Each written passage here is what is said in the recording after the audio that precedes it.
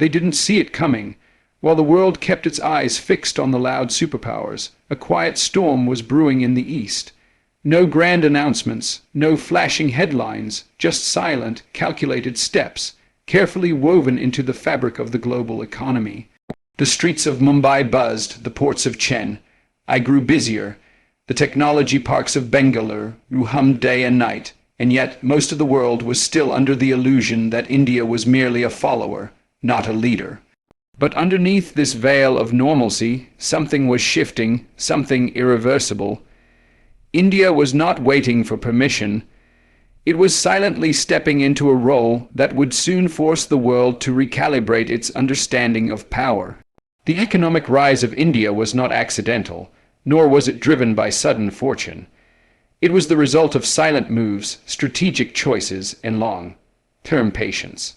While the West argued, divided itself, and focused on short-term gains, India slowly positioned itself as the next manufacturing and technology powerhouse. Multinational companies started moving their factories out of China, searching for safer, more stable grounds, and India welcomed them quietly, without boasting. Apple, Samsung, and dozens of other global brands began to shift production lines, trusting India's growing infrastructure and vast skilled workforce.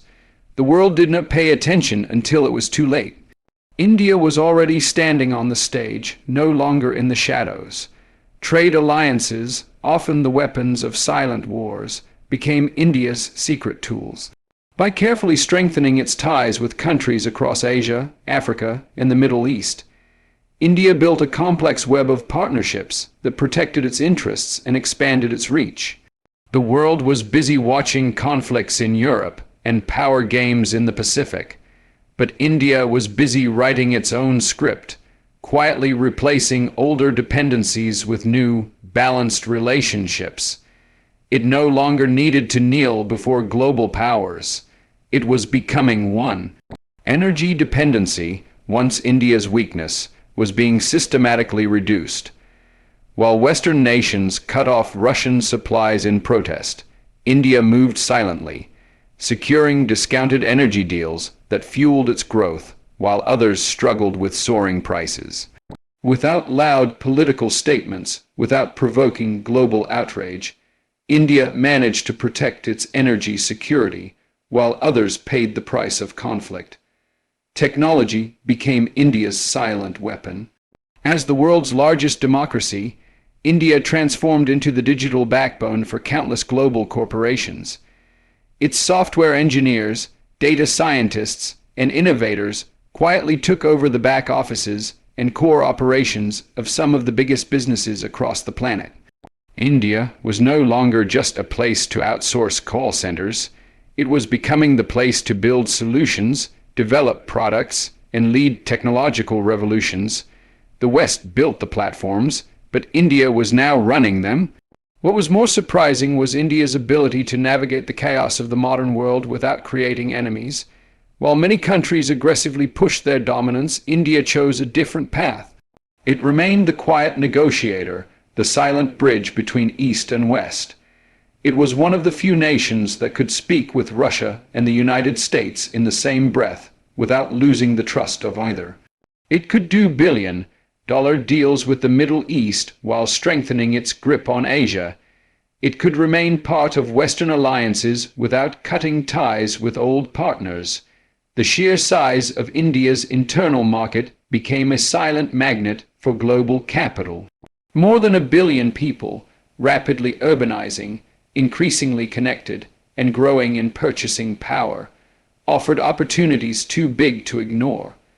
Global investors, who once rushed to China, began turning to India, not because of political speeches, but because the numbers told the story. The growth was real. The momentum was undeniable, and India knew it. What made India's rise even more fascinating was its patience. There was no rush to challenge anyone. There was no loud ambition to become a global policeman or a moral authority. India understood the power of timing. It let others burn their energies in noisy battles while it built quietly, step by step, stone by stone. It invested in roads, ports, airports, energy corridors, and digital highways, not for applause, but for dominance that would last. The Indian rupee, once considered fragile, began taking cautious but steady steps towards internationalization. Small moves were made to settle trade in local currencies with key partners. Slowly, the reliance on the dollar was being challenged in the background. These were not moves made to shock the world. They were moves made to prepare for the future. The currency, the backbone of economic sovereignty, was silently being strengthened. Education, long seen as a strength of India, became even sharper. The best minds were no longer just leaving India to succeed abroad. They were staying, building, creating, and attracting others to come and join them. India became a place where innovation could thrive, where billion-dollar startups could grow from scratch, where cutting-edge research was not a luxury but a necessity. This silent brain revolution was creating waves that would soon shape the next decades. India's silence was not weakness, it was focus. While the global media obsessed over who was shouting the loudest, who was making the boldest threats, India continued to move undistracted, uninterested in the applause. Its strength was in its consistency, its power was in its patience, its strategy was in its silence, and by the time the world wakes up to fully see what has happened, it may already be too late to stop it. India is no longer waiting to be invited to the table.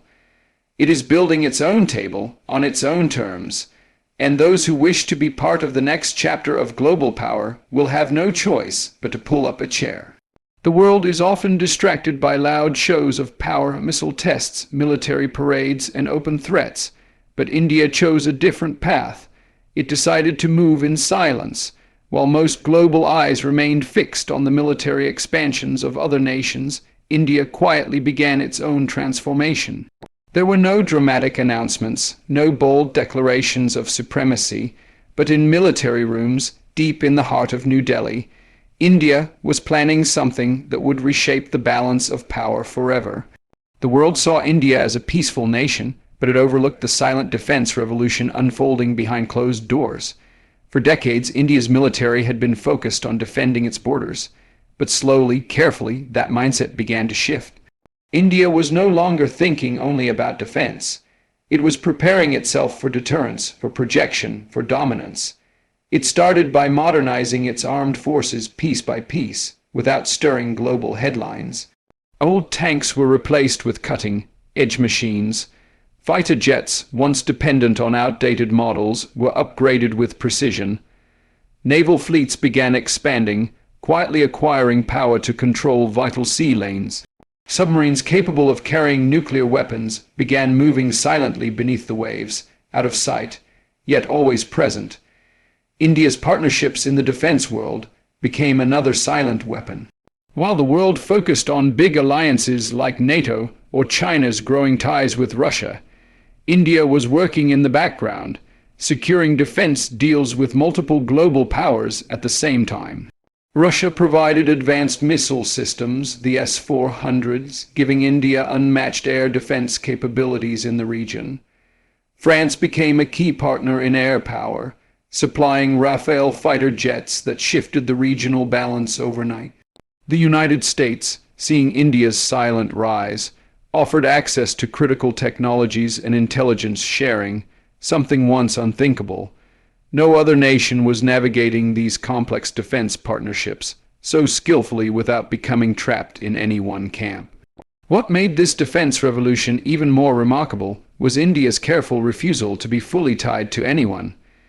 It managed to buy weapons from Russia, deepen cooperation with the US, and engage France and Israel, all without losing trust on any side. It was not just about buying weapons. It was about creating flexibility, building relationships, and silently strengthening itself without becoming anyone's pawn. The quiet mastery of this balancing act was a move very few nations could successfully play. India also focused on building its own defense manufacturing base. It was no longer satisfied with being a customer. It wanted to become a creator. Through the Make in India initiative, India began to develop its own weapons, fighter jets, missiles, drones, and naval vessels. Private companies, in partnership with the government, started to produce advanced systems that would one day reduce dependence on foreign suppliers. The outside world barely noticed how fast India was becoming self-reliant in its defense production. But this was a silent revolution with long-lasting consequences. The Indian Navy quietly expanded its influence over the Indian Ocean, a region critical for global trade. While other nations aggressively marked territories, India slowly developed key naval bases in strategic locations, allowing it to monitor and control vital sea routes. Its naval ships became regular visitors across friendly ports in Africa, Southeast Asia, and the Middle East, strengthening quiet partnerships that would later become essential. The world had focused so much on China's naval growth that it did not fully see India's steady steps towards maritime power. In the skies, India's air force continued to evolve. From indigenous aircraft like Tejas to the acquisition of powerful drones and surveillance systems, India made sure it was always watching. Its ability to monitor, react, and strike when needed grew stronger, yet the country remained silent about its full capabilities. It was not interested in showing off strength for the sake of fear. It wanted quiet readiness. India's satellites provided powerful eyes in the sky, tracking not just threats, but also supporting missile guidance and intelligence operations. Missile technology, another pillar of India's defense strategy, advanced steadily and silently. India's missile program, including the Agni series capable of reaching far beyond its immediate neighborhood, matured with precision. These missiles formed the backbone of India's nuclear deterrence, a shield that protected the nation without loud threats or unnecessary noise. India's nuclear policy remained simple and restrained, no first use, but everyone knew the capability existed, fully operational, fully ready, though it was rarely spoken about with aggression. India's role in global defense exercises increased quietly. It began to conduct joint drills with the US, Japan, Australia, Russia, and France, sometimes even at the same time, building valuable experience and trust with multiple forces. These exercises were not just symbolic. They allowed India to understand modern combat scenarios, share intelligence, and improve coordination. Step by step, India positioned itself as a central figure in regional security, a partner that everyone wanted but no one controlled. The silent revolution was also technological. India's focus on cybersecurity, artificial intelligence, drone warfare, and electronic intelligence became sharper. Defense was no longer just about soldiers and ships. The wars of the future would be digital, and India was preparing itself for battles that would be fought in code, satellites, and silent cyber strikes. These preparations remained in the background, away from loud speeches, but always advancing, always moving forward. Even in space, India's defense revolution made silent moves. The development of anti-satellite weapons showed the world that India had quietly entered the space defense arena. While others debated the rules of space warfare, India demonstrated that it had the technology to protect its interests beyond Earth. It did not need to shout. It needed only to act. Through all this, India maintained its focus on restraint. It was not building these capabilities to bully or to expand territory aggressively. It was building them to protect, to deter, and to quietly project power when necessary. The strength of India's silent defense revolution lay in its patience, its balance, and its refusal to be dragged into unnecessary conflicts. When the moment arrives, when power tables shift and new alliances are tested, the silent defense revolution of India will no longer be invisible. By then, India will already have built its shield, sharpened its sword, and secured its position as a key force in global security. It didn't need to shout to be heard. It only needed to move quietly, relentlessly, unstoppably. While the world's attention was consumed by noisy conflicts, trade wars, and aggressive military posturing, India was carefully making its moves on the geopolitical chessboard. These moves did not come with the sound of war drums or fiery political speeches. Instead, they came quietly, almost invisibly, like a grandmaster's silent strategy that slowly traps the opponent, one square at a time. India was not interested in flashy victories or dramatic takeovers. It was positioning itself, piece by piece, to influence regions that would define the next century. And by the time the world noticed, India was already sitting at the center of the game. The South Asian region, long viewed as India's natural backyard, became the first silent battleground. For years, China had been extending its influence into smaller neighboring countries, offering loans, building ports, and tightening its grip. But India began pushing back, not by shouting, not by public threats, but by building quiet economic and cultural ties that resonated deeper than money. In Nepal, Bangladesh, Bhutan, Sri Lanka, and the Maldives, India strengthened trade, improved infrastructure connections, and quietly regained trust. It funded projects that weren't always advertised, but they slowly pulled these countries back toward India's orbit. While China built hard roads, India built soft bridges, relationships that offered long-term stability without debt traps. India's strategy extended beyond South Asia. The Middle East, a region long dominated by Western influence and lately by aggressive Chinese investments, became a critical part of India's silent game. India deepened its ties with Saudi Arabia, the United Arab Emirates, and Israel, not by taking sides in regional conflicts, but by focusing on energy, trade, and technology. India became one of the largest consumers of Middle Eastern oil, and in return, Middle Eastern investment quietly began flowing into India's infrastructure, technology, and energy sectors. These relationships were not loud. They were strategic, quietly reducing India's vulnerability to energy shocks while strengthening its position in a region where competition was fierce. Africa, often overlooked in the traditional power struggles, became another key focus of India's geopolitical chessboard. While China invested billions in Africa's infrastructure with its Belt and Road Initiative, India chose a different approach. It invested in people. Indian companies provided affordable medicines, opened educational institutions, and helped African countries develop small industries.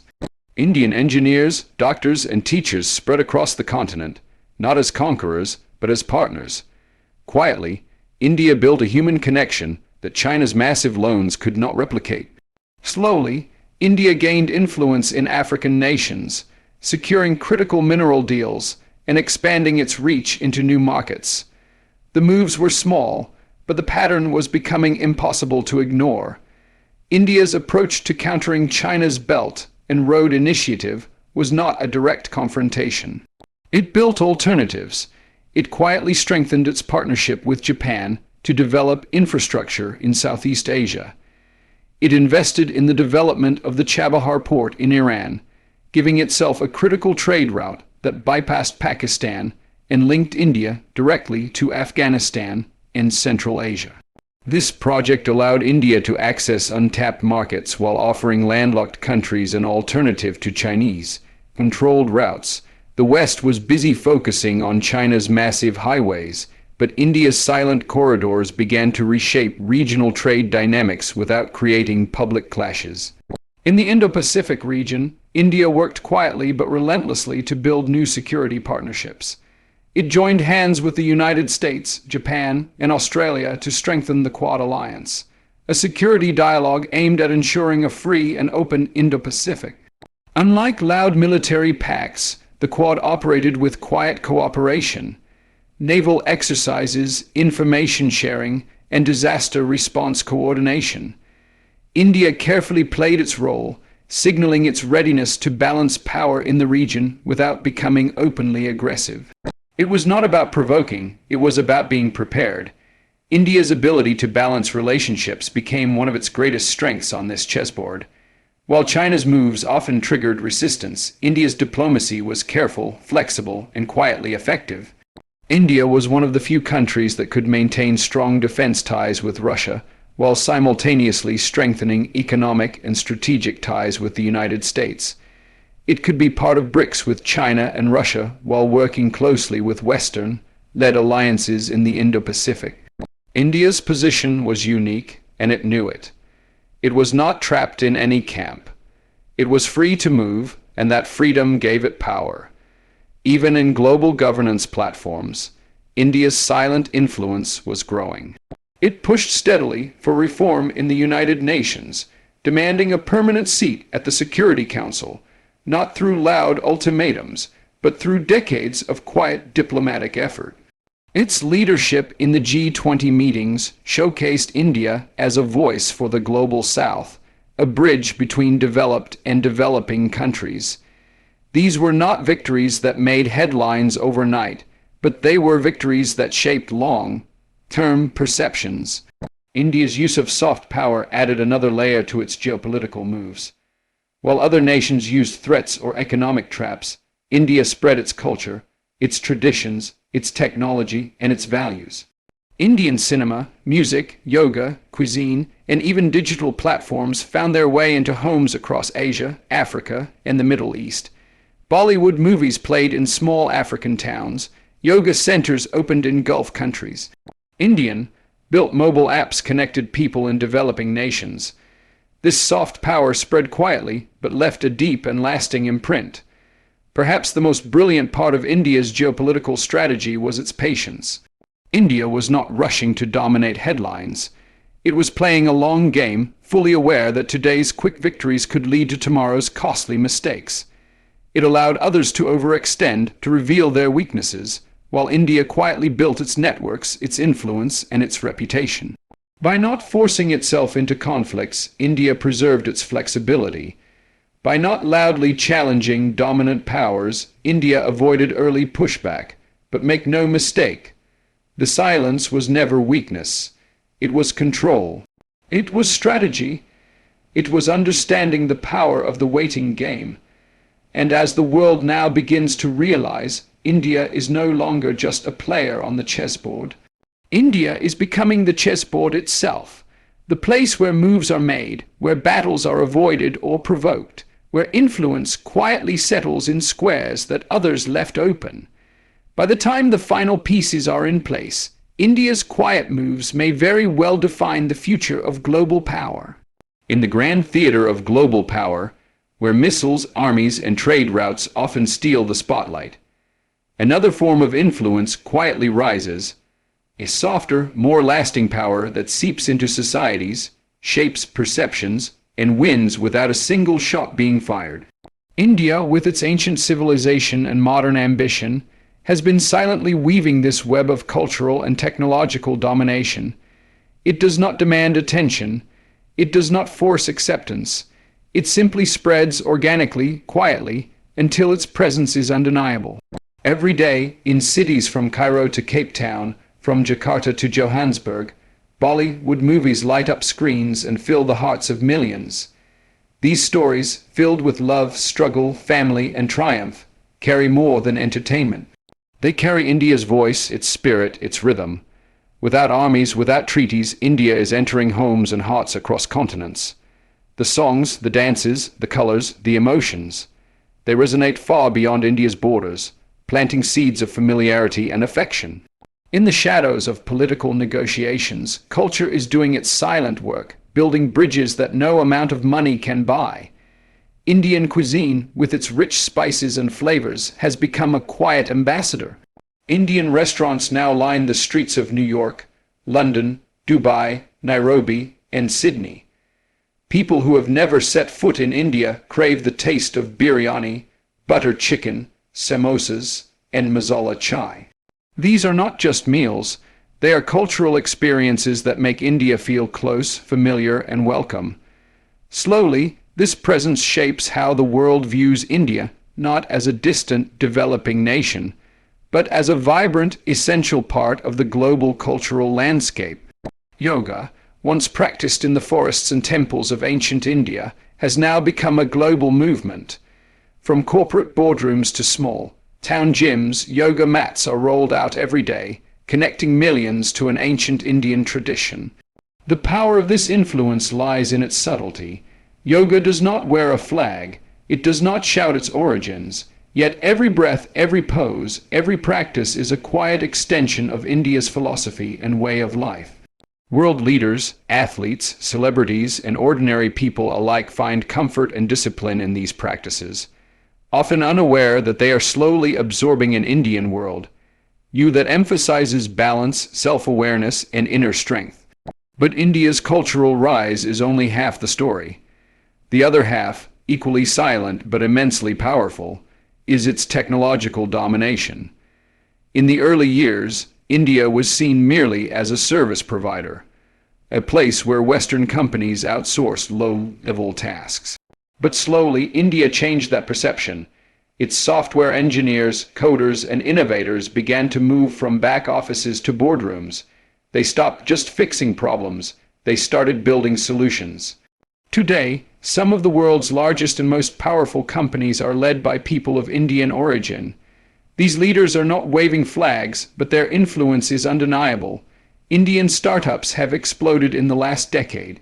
With a massive population that is young, connected, and entrepreneurial, India has quietly become one of the largest startup ecosystems in the world. While Silicon Valley drew attention with flashy headlines, India was building its own giants, companies in e-commerce, education, finance, and health that now compete on the global stage. The world's biggest investors, from America to Japan, have quietly poured billions into Indian companies, realizing that the next wave of global innovation may rise from Delhi, Bengaluru, or Hyderabad, not just from California. India's silent move into space technology has been equally stunning. Without the massive budgets of other space superpowers, India achieved what many thought was impossible.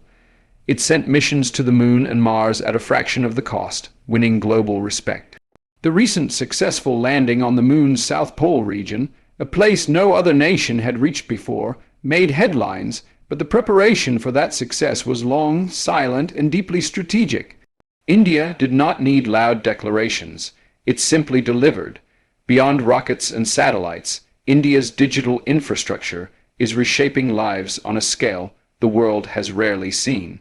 The creation of a nationwide digital identity system allowed millions to access banking, healthcare, and education, transforming India into one of the most digitally connected societies on Earth. Mobile payment systems, driven by simple yet powerful apps, reach the smallest villages, quietly building a digital economy that rivals those of much richer countries. These technological advancements are not just for India's benefit. They are becoming blueprints for developing nations across the world. India is not just growing, it is leading. Perhaps the most powerful part of India's cultural and technological rise is its ability to stay humble, to stay quiet while the impact deepens. Indian engineers, doctors, scientists, and educators have quietly become essential parts of global progress. Indian films, music, traditions, and ideas continue to spread without aggressive marketing. Indian technology, companies, and innovators are solving problems not just for India, but for the world. And all of this is happening with a certain calmness, a steady hand that does not rush to dominate headlines, but prefers to dominate outcomes. India's leadership in global forums is another quiet thread in this web. When it speaks, it does not do so with the arrogance of a superpower. It speaks as a bridge, as a representative of both the ancient and the modern, the East and the West, the developed and the developing. It offers solutions, it offers cooperation, and it often carries the voice of the silent majority of the world, the billions who are too often ignored by louder nations. India's role as a connector, as a patient negotiator, is being noticed by those who look beyond the surface. While other countries build walls or draw sharp lines, India builds pathways. While some seek quick victories, India invests in lasting influence. While the world gets distracted by noise, India continues to move quietly, expanding its reach through culture, technology, and human connection. This is not a power that fades with time. This is a power that grows deeper, one song, one film, one innovation, one relationship at a time. The silent moves have already begun to shape the world's story, and by the time the world fully realizes the weight of India's cultural and technological dominance, it may already be woven too tightly to ever be undone.